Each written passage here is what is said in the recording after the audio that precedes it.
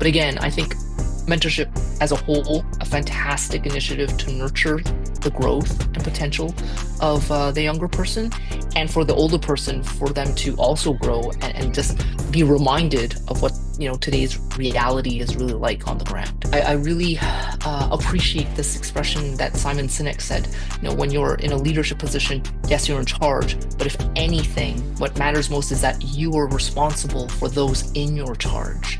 And that's a very important nuance for people managers and leaders to realize that these people who are supporting you and making your vision come true, they need that guidance, they need that clarity, they need that vision so that everyone's aligned as to, okay, why are we here?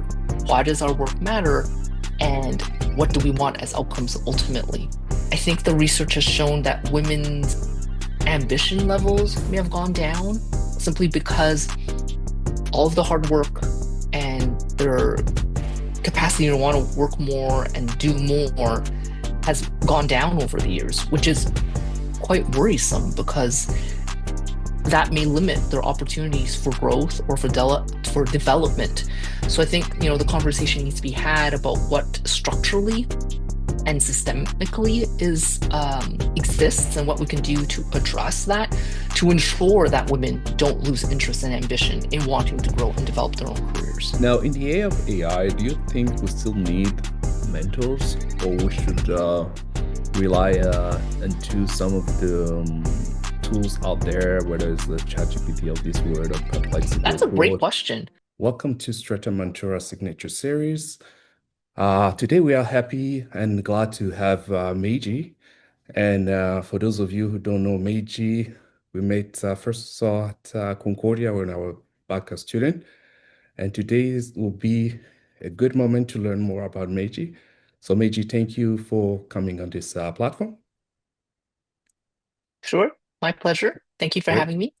Great. And before we start, for someone who doesn't know Meiji, who are you and what are the core values that describe you and that anchor you when you're working and in your private life? Sure. My name is Mai-Gee Hum, and I'm based in Montreal. I spent most of my career working in education, and the values that I hold close to my heart, whether in a professional or personal setting, are collaboration, accountability. Community service is also very important to me. And as you kicked off the call, we worked and met when we were at Concordia University, and that environment, I think, really helped shape and mold the way I oriented my career going forward. And so I'm looking forward to our conversation today. Awesome. And when we talk about Concordia, we talk about education. And in your personal life, how did your education shape who you are and the approach of opportunity, discipline, and your career growth? Sure. So I guess my education, my undergrad was in psychology as a major, minor in East Asian Studies, and then at McGill University. And then later on, I did a master's, a research-based one at HEC Montréal, specializing in management. And in all transparency, looking back, find that my learning and growth was more of a passive approach and not necessarily one that was focused on application. So just, you know, learning what was presented, understanding it, making sure, like I did well on whatever evaluations and able to talk about it. But the connection to application in real world, I don't think really occurred till much later in my career. And I have to thank Concordia University and more specifically John Wilson School of Business, where it was a great combination of working in a education environment. But given that we were in the faculty of business at the business school, that application piece, real world piece, um, putting a strategy or a vision or ideas into action and assessing its impact and focusing on results, I think is what was most important and enabled me to grow as a professional. Awesome. And if I recall correctly, you were back then leading at Career Management Services as a director. And one of the things I recall very well is that you had a small team, but a well-tight team delivering results. And I guess I'm the product of that. And thank you for that. So, what did you learn about leadership, about building a strong teams that you didn't expect to learn and that you can share as a nuggets to some of the people who are listening? Sure. Yes, I completely agree. I'm very blessed to, throughout my career, to have been surrounded by very engaged, highly motivated, and competent professionals. That, I mean, is at the foundation of it. And you need to leverage those capabilities. You need to leverage that engagement and motivation by feeding that hunger and appetite, whether it's intellectual stimulation or just rewarding work that is in alignment with their own values. And what I've come to discover is that sometimes not all team members are engaged in the same way. And you, as a leader, and I guess as a people manager, need to identify those opportunities and gaps, if they exist, between what is expected of them, what they're capable of, what sparks that interest and drive within them. And a one size fit all type of model will never work. I mean, of course, as a leader, as a manager, you obviously have other responsibilities and role to play. But ultimately, as a team leader, I really appreciate this expression that Simon Sinek said. You know, when you're in a leadership position, yes, you're in charge, but if anything, what matters most is that you are responsible for those in your charge. And that's a very important nuance for people managers and leaders to realize that these people who are supporting you and making your vision come true, they need that guidance, they need that clarity, they need that vision so that everyone's aligned as to, okay, why are we here? Why does our work matter? And what do we want as outcomes ultimately? Great. I like that quote from Simon Sinek and highlighting that point you just mentioned between the difference we can see between good managers and leaders. Um, What are some of the quality that make a team genuinely follow a leader versus a manager who could be, let's say, an average, but he's not reaching that? What do you think is the differentiator between the two? Yeah, that's a great question. And I think for leaders or people managers in general, you need to have the courage to have those uncomfortable conversations. And again, like another great researcher, Brene Brown, having that courage and in some ways that vulnerability from within you when you recognize that there's a gap between what's expected from a team member and whether they can level up, whether they want to level up. And this is where you need to have that conversation and say, hey, what's going on? Is there something in your personal life that is preventing you from giving it your all as it relates to, professional responsibilities and whatnot? And then maybe there's a skills gap. Maybe what is expected from this employee is not happening because that person is either not trained, doesn't have the skills, doesn't know how to do it, it doesn't have the necessary tools to make whatever you need happen.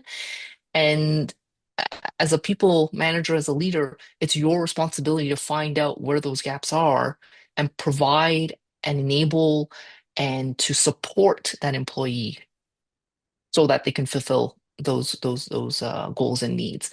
And to also have the courage to say, hey, listen, we had this conversation, we identified what the gaps are, we've identified what the solutions are to fill that gap, but on your end, you're not able to deliver what's going on. And if there's no interest or capacity or capability by that employee to level up and meet your expectations within a prescribed timeline, then it may be time to have that uncomfortable conversation of parting ways. And I think that's where sometimes um, people managers or leaders are either too afraid or uncomfortable or I don't want to say generous, but too flexible in wanting to deal with it head on, and they just let it fester and let it sit, and then years go by. And then the worst part is if the employee is not doing well, and in their mind they think everything's okay, or worse, they know things are not going well, but they don't know what to do about it because no one wants to address it. So ultimately, coming back to your original question, I think courage is definitely what really makes a difference between a great people manager leader versus one that, doesn't quite measure up. Awesome. And now, when we talk about women in leadership, and in your personal life or in your personal experience, do you recall any moment you had to lead differently than your peers, um, or that you tap into your uh, um, maternal instinct to lead different way that would have not resolved the same way if you didn't have that instinct, for example? Mm, that's a great question. And if anything, I've been very lucky and blessed to work in environments where I guess leadership traits or attributes, typically more common in women leaders, were not to my detriment. I think in other industries or sectors that may have had a difference. And so, having worked in education, now in the not-for-profit sector, at one point I was in an engineering services consulting type of environment, but again in human resources, which is typically more female dominant. I wouldn't say I've had to lead differently, but I think the traits, what most people call soft skills, but I think essentially like human skills of the empathy piece, communication, um, can definitely make a difference in making sure that a team is more humane in its operations, so to speak. So I've been very blessed, but again, I think recently the Lean In report about just general women leadership and whatnot, I think the research has shown that women's ambition levels may have gone down simply because all of the hard work and their capacity to want to work more and do more has gone down over the years, which is quite worrisome because that may limit their opportunities for growth or for development. So I think, the conversation needs to be had about what structurally and systemically is exists and what we can do to address that to ensure that women don't lose interest and ambition in wanting to grow and develop their own careers. Oh, interesting. And do you think there is anything that can be done to follow up on that, to remove those barriers to women, to kind of spark that genuine interest again? I Or wonder if it's a combination of Mhm. things. I mean, um, current political environment is very delicate at this time. As you know, in the US, for instance, programs that support diversity, equity, and inclusion have either been trimmed down or completely shut down. And I suspect those vehicles to support women, because there's just fewer and fewer, some women employees will be discouraged and say, well, why would I bother to further develop my growth or my leadership potential if there's no recognition to that effect, even though I'm delivering just as much, if not more, than my male peers, for instance. So I think that is more of the focus uh, in order to support women fully in unlocking their potential in the workplace. Okay, great. And when we come to how organization with what is happening, like you mentioned, the reduction in terms of programs or for diversity inclusion, and do you think is there how can I say? Do you think there is any um, thing that can be done specifically, let's say in Canada, to basically to support women and minority? Because I understand what is happening in the US and kind of have an effect in Canada. Uh, Mm, but do you think there is anything that can be done or should be done to support that? Because what is happening? right. I think adopting the lens that creating these programs does not take away opportunity for one population within the workplace versus another. So if you had like a pie, it's not like you only have a certain number of pieces, and then because there's a certain number that's selected for either the women employees or the cultural minority employees. If anything, like the intention, right, I would hope is to grow the pie bigger so everyone gets a larger piece and not to have to take away from one in order to satisfy for another. And again, the research shows that more diversified workplaces deliver stronger results in general. And I think if, the bottom line ultimately is that metric to justify the performance of a company or anything for that matter, then having a homogeneous workplace where everyone's the same is at the detriment of the organization's performance. Whereas if you have a diversified workplace, it's in everyone's best interest, whether it's financial or performance or operations, for instance. I certainly agree with you 100%. And I think there's a lot of research that support that.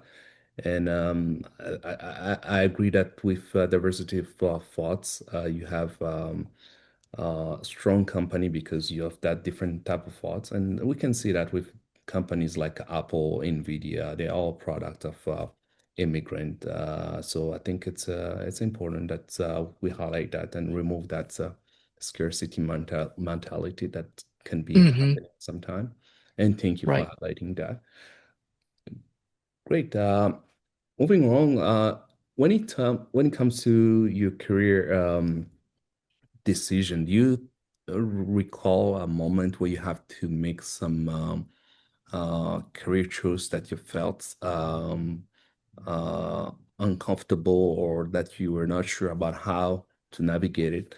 And the reason why I'm asking this is, as you know, the landscape we're in right now is very not easy for a lot of people because of what is happening.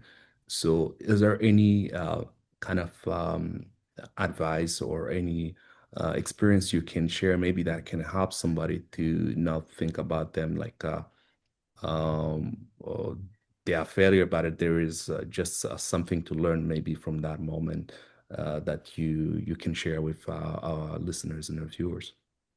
Sure.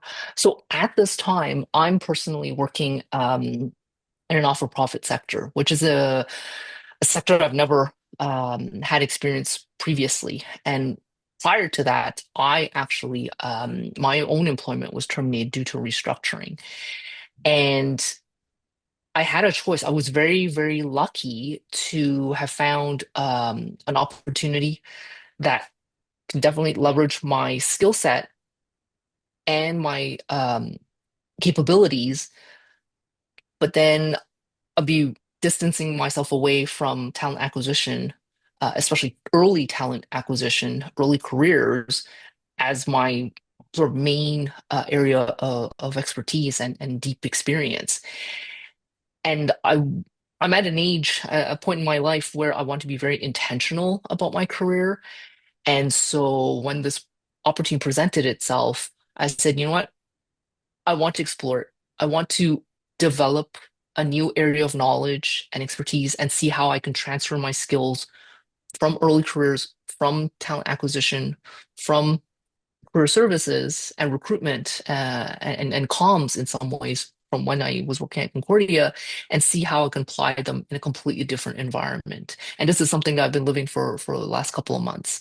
Um, the not-for-profit sector is set up very, very different, structurally, operationally. And so I'm learning a whole new set of uh, skills myself on how to handle and build things literally from scratch, whether it's systems or processes. And so I think the trade-off is to adopt a very growth mindset of, yes, sometimes you may have to backtrack your own career, but you're certainly learning something that you wouldn't have otherwise. And this to me is a healthy way to not feel bogged down to, oh, I'm not doing anything meaningful. In fact, no, you are. Because those teams, those organizations need your experience from a different lens, from a different environment, in order to broaden their own horizons and mindsets on how to do things. And so I think the risk, yes, it's completely different. The learning curve may be very steep depending on, what situation people find themselves in.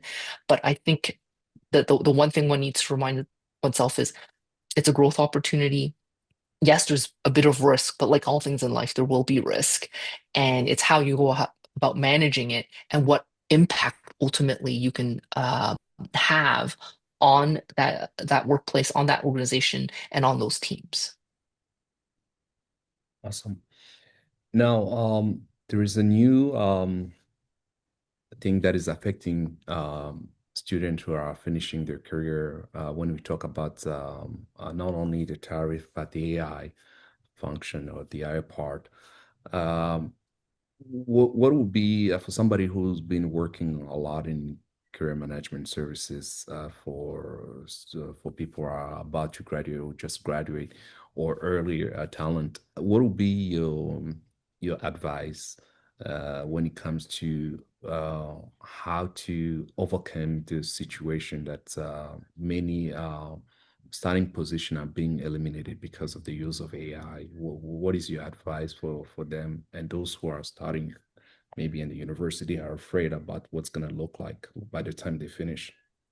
Yeah, no, that's a fantastic question and so timely. And I think in some ways the jury is still out because on the one hand, yes, organizations will adopt AI as a way to reduce the more redundant, tedious, time-consuming tasks. Not to say that they're necessarily low value, but they're just very resource intensive. And to me, eliminating entirely the junior level roles because the AI can take care of those tasks is very short-sighted. Simply because if you don't have that foundation, that opportunity for the early careerists to build their skills, to build their knowledge, then what, how will you go about putting your succession plan in place if all you have left are the seniors, the middle managers, and then individual contributors, but then no one else to take over? And so that virtuous cycle just cannot continue. Um, I'm mindful of the fact that efficiency is at the core of those decisions of wanting to eliminate those positions. I think reducing them is okay, fair, but how do you leverage that opportunity where these AI tools can enable these junior employees to be more productive and in making sure that they can use whatever final product the AI has produced and help the junior employees do more meaningful, high value, and impactful work. So it can't be one or the other. The AI essentially is a tool. I don't view it as a replacement of the junior careerist, but it's a tool to enable the junior careerist to be more impactful. And especially since they're very early in their own career journey, they may not necessarily have the knowledge or the skill sets. So if this AI tool can give them a boost, great. And then that's where the teams need to figure out, okay, well, what other high value work can we assign to this junior careerist so that the work is more valuable at the end of the day? Awesome.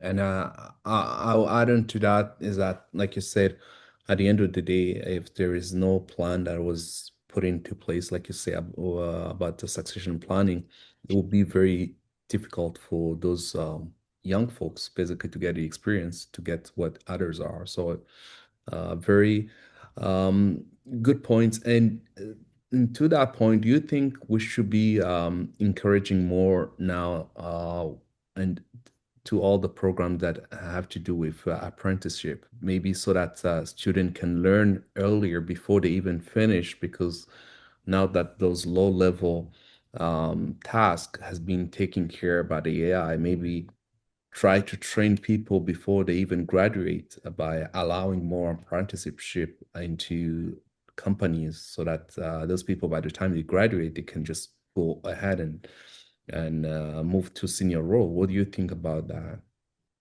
Yes, I'm all for experiential learning, whether it's in the form of an apprenticeship, an internship, um, because those moments of watching the more senior team members work, have conversations, talk, exchanges, all those nuances are critical to feed that junior careerist's potential and for them to just have like in their uh brain like just okay, well, why does this happen, or I noticed this, and it's just all part of that learning process.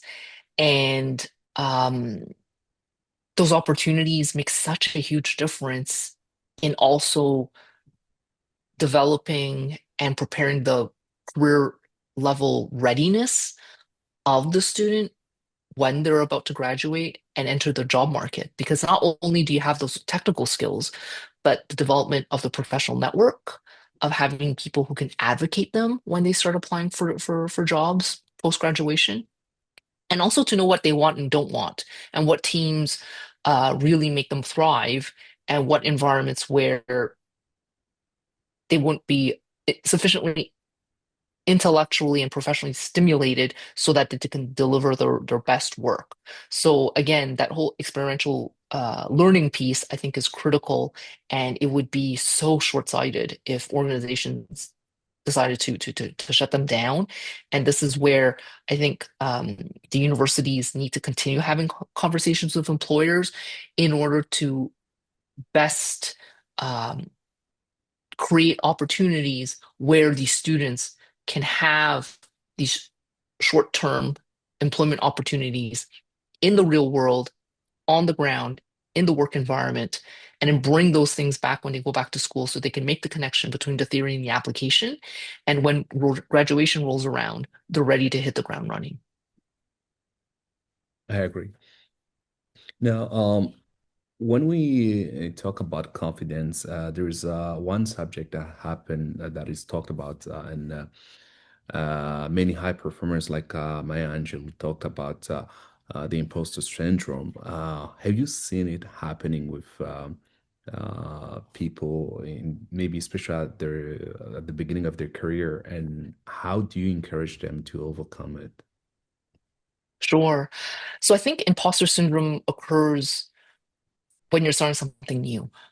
And it's a very natural feeling, which is completely valid. And I think that is your own signal to yourself to say, hey, listen, yes, the expectations are really high. I've been given, this opportunity to contribute. Whomever out there has the confidence in it, my capability. And I think that is where you recognize it's your responsibility to deliver. And if anything, surpass, your employer or your boss's expectations. And so staying curious, open-minded, asking questions, thinking and reflecting and being very critical as to, I noticed this, but something else happened. I wonder why. And I think that's where you temper and reduce that your own imposter syndrome, because you have that desire to want to know more and learn and understand, and to overcome that imposter syndrome feeling, and then be able to take the next step and say, hey, listen, I've developed, I've grown, I'm ready for that next step. And I guess in some ways that imposter syndrome will come back with the next opportunity. But I think it's a realization that you have the potential and it's for you to deliver and to unlock that potential. Great. Now, of course, we are having all this conversation as part of the Strata Mentora series, right? And one of the key thing we believe in is mentorship. Can Mm. you share from your own experience how a mentorship has shaped the person you are, or how you have been able to shape others, like you did with Black Student Career Event? And for that matter, what was your first impression when you saw two young students coming to your office asking to start something that was not at the campus back then? And what is your thought on that? Sure, sure. So for listeners, a bit of context. So at Concordia University, there's the Black Student for Development, so BSCD, which is an initiative that Alain took part along with a couple of other students.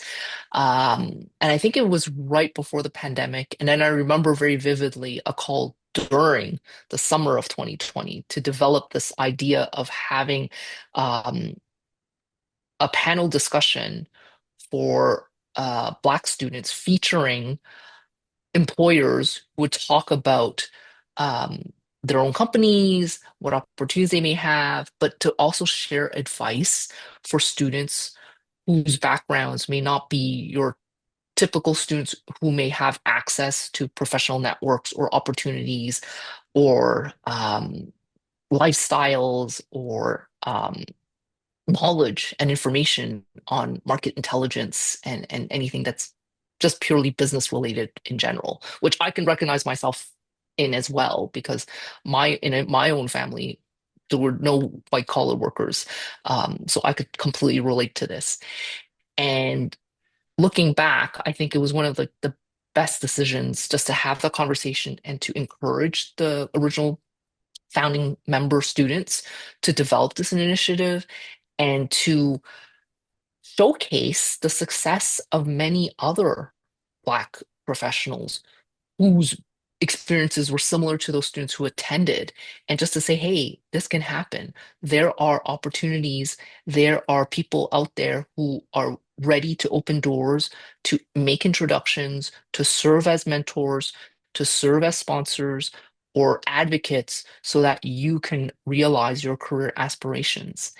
And so tying that back to the mentorship piece, throughout my career, I've had the opportunity to either build mentorship programs, participate in mentorship programs, whether being a mentor or a mentee myself.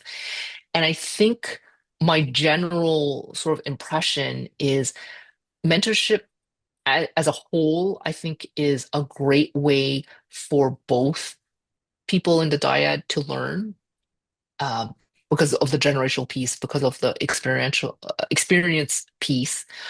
Um, Having said that, it's a bit of an art and a science where you develop these dyads and you pair them together.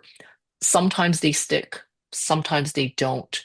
I think if it's something that's defined and it's like a short-term sort of partnership where there's a beginning, there's an end, expectations or at least guidelines to ensure that the conversations are productive are very helpful.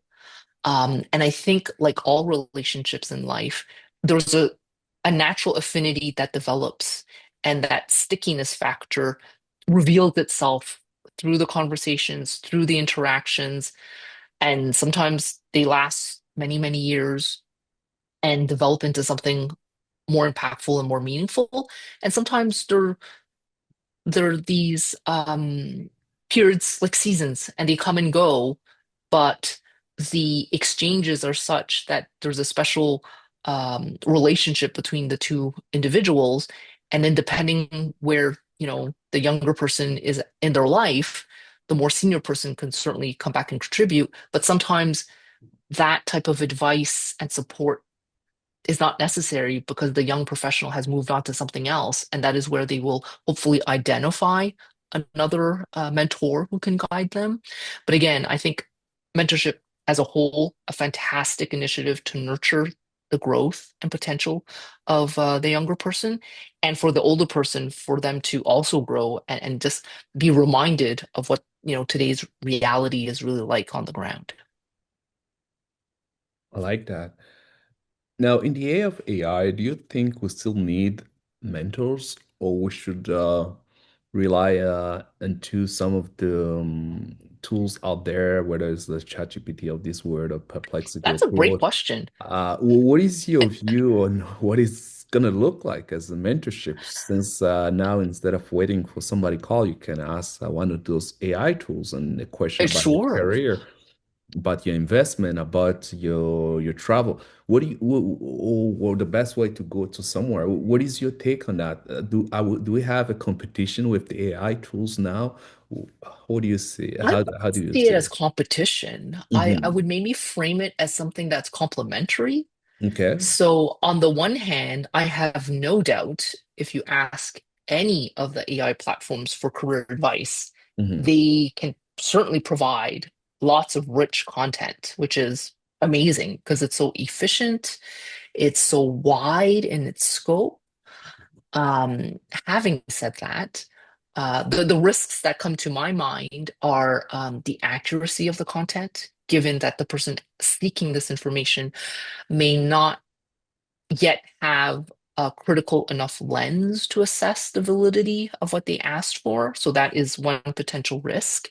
Another risk, and it's as a result of a New York Times podcast I listened to the other day about how the seeker may end up having a relationship that is much deeper than the initial sort of like relationship, the nature of the relationship, that sparked the original ask. And there may be the risk that the person like falls in love with, the AI, and then that relationship transforms into something more than just an information seeking type of ask. What from where I stand, what I would see is asking the AI for advice or information, or say, the prompt is act as a mentor, give me advice on XYZ. That's great. But I think ultimately what makes a mentorship relationship special is the affinity between those two human beings. And I really doubt an AI can replace that. It can certainly replicate it, I have no doubt. But to replace those moments of spontaneity between two human beings, whether it's, hey, let's just go grab a coffee, at a Starbucks, and those human moments of kindness because someone reached for a napkin for you, like you're never going to get that from an AI. But between two human beings, that spontaneity and just human component is something I think, thank goodness, is just between humans in real life. I agree. I think that human connection will still be needed and something that AI can really provide, at least for now, and I think it will never provide. So I agree with you 100% on that. We still need that human touch. Great. Now, if you could speak directly to student or professional navigating right now, a difficult time in their career, what one message as we're almost coming to an end, what message would you want them to keep in their mind as they navigate that? I know we touched a little bit about how you navigate one part, but as we're closing, what is your takeaway in terms of with all we have with the AI, whether it's the situation that happening, what is your advice as a takeaway for our listeners? Sure. I'm mindful of the fact that the conditions right now may appear very bleak. That being said, remain optimistic. Um, Use this opportunity to use AI to do your research as you're preparing for your internship search or your job search. Um, I wouldn't use AI completely to develop all your application materials, but you can certainly use it just to provide you with some inspiration and then just give it your own voice. So there is an element of authenticity that is consistent and aligned with your own personal values and your own voice, because no one can replicate that. and also make use of the resources that exist, whether at your university or faculty, when it comes to career preparation and support. And if you've passed that stage and don't have access to that, LinkedIn definitely has tools that can help you, whether it's brushing up on your resume, interview prep, so leverage AI as well. I'm sure there are opportunities where you can prompt it for interview questions as it relates to the job that you just applied by feeding it with your resume. Obviously, remove all your personal information and the job posting. It can help develop questions that you can anticipate at the interview so that when you are live at the interview, you are prepared, composed, and confident. And you have all of your STAR or SOAR stories ready. So those are story, task, action, and result. And so that way you demonstrate your interest in the position, your capabilities to contribute meaningfully, and the impact you can have on that employer's needs. And also make sure that you keep your professional network healthy and growing. Again, because for many young students, they're early in that professional networking growth stage, participate at events, whether it's employer networking events, extracurricular like case competition type of activities, get involved, get out of just the classic routine of attending classes and your group projects and whatnot. And that way you can get to meet more people, learn more about different sectors and areas or industries, so that in addition to all the research that you do online, in person, you have the opportunity to know what's going on. And informational interviews, I think, are also a great way to get the inside scoop of what a certain industry or sector may be like. And so, for those who are not familiar with that term, information uh, interviews essentially are conversations that you have with industry professionals who are already working there, but you ask more pointed questions and not seeking information that you can typically find on company website, but that person's own personal experience so that you can get more insight as to finding the fit between your skills, your values, and your interests relative to a certain company that you may be interested in joining or an industry in general that are curious about. Great. And on the other hand, as a person who's been advocating for students and young careers, do you have any message for companies or capital industries that's in that same sense to advocate for other young career people who are starting their career or a minority or others who are really struggling to land a job right now? Yes. So having worked on the employer side for early careers and campus recruitment, yes, as I mentioned earlier on the call, it would be so short-sighted to just trim or completely cut off the early careers talent piece because these young professionals bring the dynamism, fresh perspective, mastery of certain technological tools um, that the more senior professionals may not necessarily be familiar with. And so that diversity of thought, yes, I'm mindful of the fact that sometimes um, the work practices manifest themselves differently. And I gather that has to do with the generational piece. But to completely eliminate early careers or new grad programs, I think would be very short-sighted. And I trust that the employers have a longer term view. They may reduce. I think that, is understandable, but to completely cut off, I think would be short-sighted. And I don't think we're quite there yet. And then as it relates to programs that are to support um, different groups, whether it's the women leadership piece or the cultural minorities piece, I think those are important as well because those are outlets that recognize and signal, hey, we see you for employees, for instance, who are in the LGBTQ2 plus population, for instance, or those who are in a professional designation, for instance.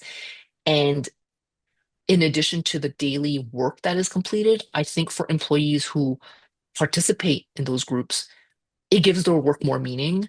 And that attachment and engagement as an employee, I think, is critical to ensure that the work that they do is done well. And so I think it's only a win-win-win situation if the employer really